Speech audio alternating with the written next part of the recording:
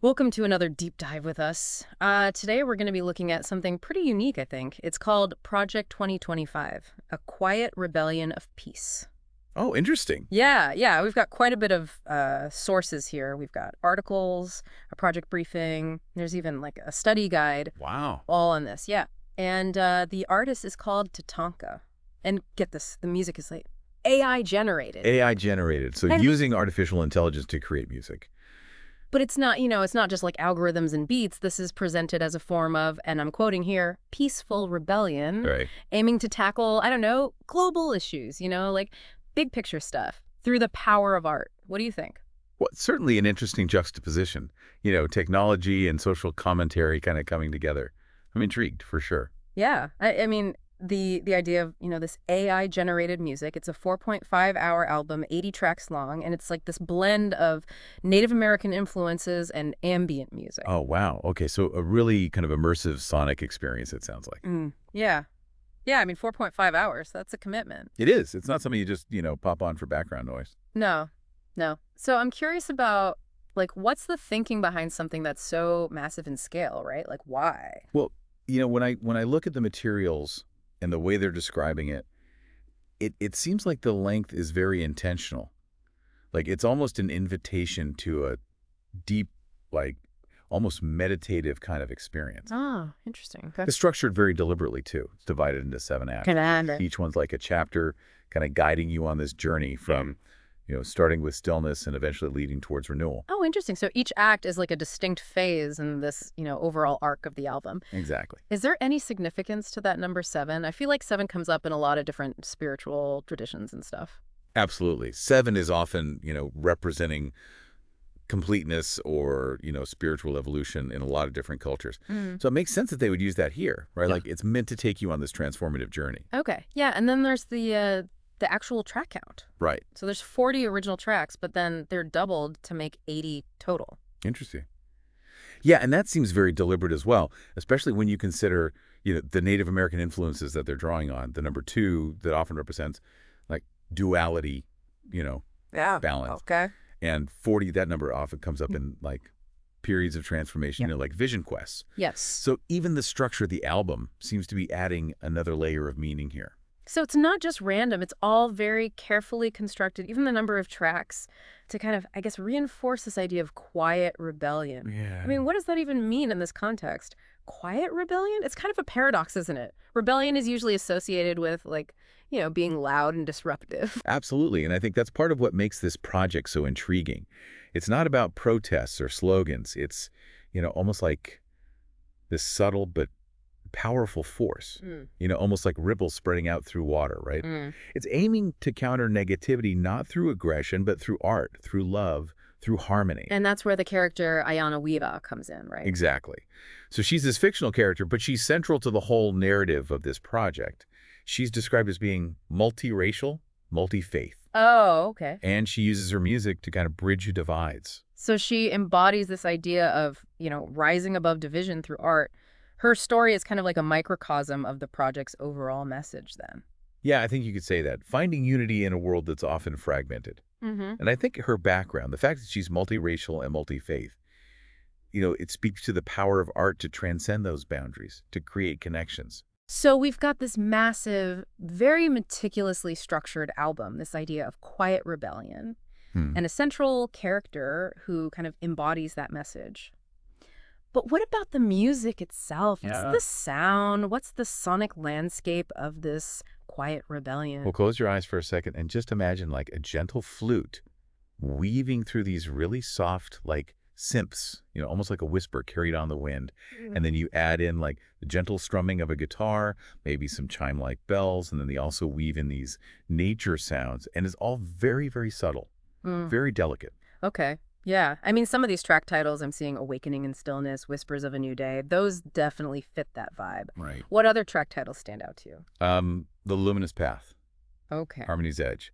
Each title kind of evokes this sense of journey and self-discovery and connection. I mean, this is really sounding more and more like a meditation. It's like not just music to listen to, but almost like a way to tap into a different state of mind. Right. And that seems to be the whole point. It's like creating a sanctuary of sound, a space for reflection, for healing. The world can feel so chaotic and divided. And this is almost like offering a refuge, a chance to reconnect with, yourself and something larger. There's a quote from the project briefing that I wanted to bring up. It says, "This is not submission. It is strength resisting the forces that divide by embracing the values that unite: empathy, understanding, and peace." What do you think? I think that's it. That's the essence of what they're trying to do with this project. It's not about, being passive. It's about choosing a different path, a path of, quiet but powerful resistance.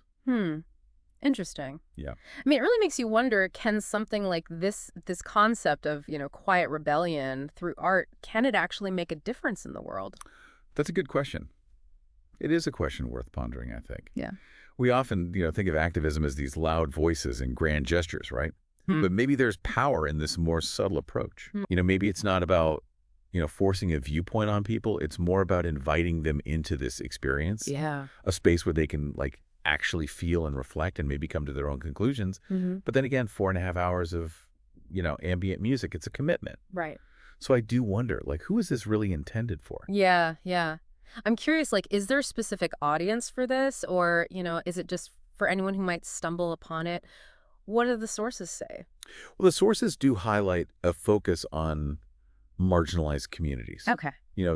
Those who often feel like they're unheard or unseen. So I think there's this hope that, people in those communities might find solace in this music. Right. Yeah. Almost a sense of belonging in a world that often feels hostile or indifferent. Makes sense. But it's not exclusive to any one group, right? Oh, absolutely not. I mean, it's very much inclusive by design. Yeah. I think anyone drawn to this idea of quiet rebellion or, even just seeking a moment of peace, I think they could find something here. Yeah. Yeah. It's like this sonic mirror almost, reflecting back whatever you kind of bring to it, your anxieties, your hopes, that longing for connection. I like that. Yeah. It's not about dictating a message. It's about providing this canvas for individual interpretation. Right. And I think that's one of the things that's so unique about this project is less about answers and more about prompting those questions. Introspection, a deeper understanding of yourself and the world.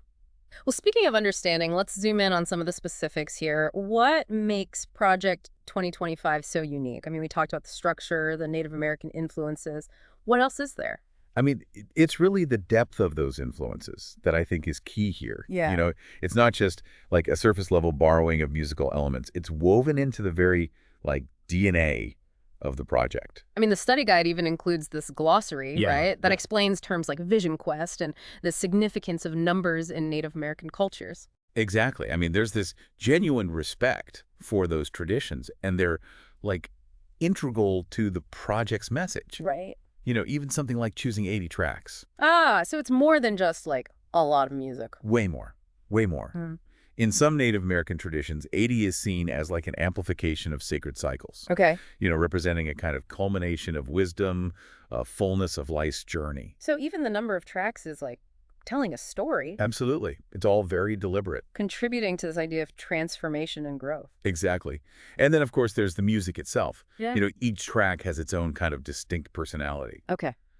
But there is this underlying current of tranquility and harmony throughout the whole album. Can you paint a picture for our listeners? What's it actually like to listen to Project 2025? Okay. So close your eyes again and just imagine you're walking through a forest. Yeah. Sunlight filtering through the leaves, and the air is filled with these sounds of nature. Now, blend that with some subtle electronic textures, these ethereal melodies, maybe the occasional whisper of a flute. Okay. Or a strum of a guitar. Yeah. I mean, it sounds incredibly immersive and evocative. Very much so. Very much so. Almost like a sonic landscape you can just, step into and get lost in. Exactly. I think it's designed to transport you, to connect you with something, larger than yourself. Whether it's nature or your own inner peace or a sense of, shared humanity. And maybe within that connection, maybe that's where the potential for change lies. It's like this project suggesting that before we can change the world, we need to first change, our relationship with ourselves, with each other, with the very idea of what it means to be human. Right. And maybe Project 2025 offers that space, that soundscape where that kind of inner transformation can begin. Not through, like, force or confrontation, but through this quiet contemplation and a shared experience of beauty and harmony. It's a powerful idea. But does this approach risk being, like, overlooked? I mean, we live in a world that often prizes those loud voices and, bold statements. That's true. I mean, maybe Project 2025 is like a whisper in a hurricane. Right. But sometimes, a whisper can cut through the noise more effectively than a shout. Especially if that whisper, resonates deep within us, touches something primal. Right. Something essential about our, human need for connection and peace. Exactly. It's like a seed planted in fertile ground. You may not see the growth immediately, but with time and nurturing, it can blossom into something truly transformative. So what does this all mean for our listeners? What should they take away from this deep dive into Project 2025?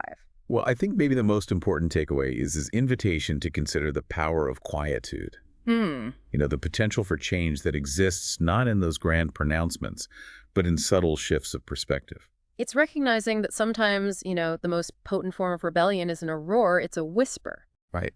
A whisper that invites us to listen, to connect, to embrace those values of empathy, understanding, peace. And maybe, just maybe, those whispers can create ripples that spread far and wide, transforming not only ourselves, but the world around us. I think so. Okay, so we've explored the music, the message, this whole idea of quiet rebellion through art. But now I want to kind of turn it over to you, our listener. What are your thoughts on Project 2025? Yeah, what resonates with you? Is it, the immersive soundscape, the thought-provoking concept, or maybe the story of Ayana and her journey of, bridging those divides? What do you think? Yeah. What new ideas or perspectives does this spark for you? Could you see yourself kind of embracing this idea of quiet rebellion in your own life? I mean, think about it for a second. We often assume that change requires these, grand gestures or movements, right? But what if it starts with these, small, intentional acts? Choosing kindness over conflict, seeking understanding instead of judgment, expressing ourselves authentically, even if it's in subtle ways. Yeah. What if those seemingly small acts, multiplied across countless individuals, what if those actually hold the power to, shift the tide? It's powerful to think about, that each of us, in our own quiet way, can actually contribute to a more peaceful and harmonious world. So if you're at all intrigued by Project 2025, we encourage you to check it out for yourself. The album is available for free download in a bunch of different formats, so there's really no barrier to entry. Yeah, just immerse yourself in the music. Explore the project's website. Delve a little deeper into the ideas behind this whole, quiet rebellion of peace. You might be surprised by what you discover. Yeah. Maybe you'll find solace in those, tranquil soundscapes. Maybe you'll be inspired to create your own form of quiet rebellion. Or hey, maybe you'll just find a moment of peace in a world that honestly can feel really chaotic. Whatever you take away from this deep dive, we just hope that it leaves you with a sense of hope and a renewed belief in the power of art to touch hearts and minds. Yeah, that's beautifully said.